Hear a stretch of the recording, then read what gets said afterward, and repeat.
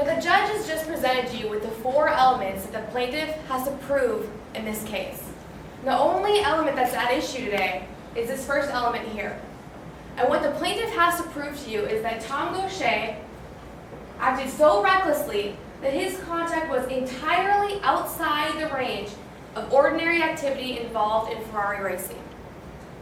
And all that means is that the plaintiff must prove to you that Tom Gaucher acted entirely differently than any other Ferrari race car driver would have in that same situation. And if they can't prove that to you, you must find for Tom Gaucher. Now, at this point, you've already seen all the evidence that you're going to see, and you've heard from all the witnesses that are going to be brought in this case. But only one of the witnesses that you heard from today is an actual Ferrari race car driver.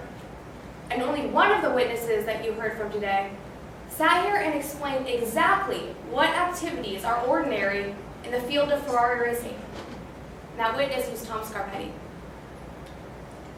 Now, if you'll recall, I had the chance to question Mr. Scarpetti on the stand today. I had the chance to ask him, what do you ordinarily do when you're preparing for your Ferrari races?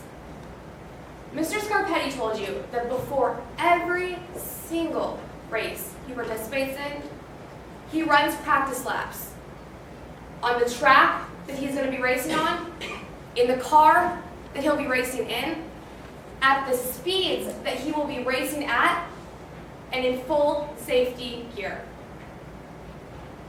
Now, you also had the chance to hear from the defendant in this case, Mr. Gaucher.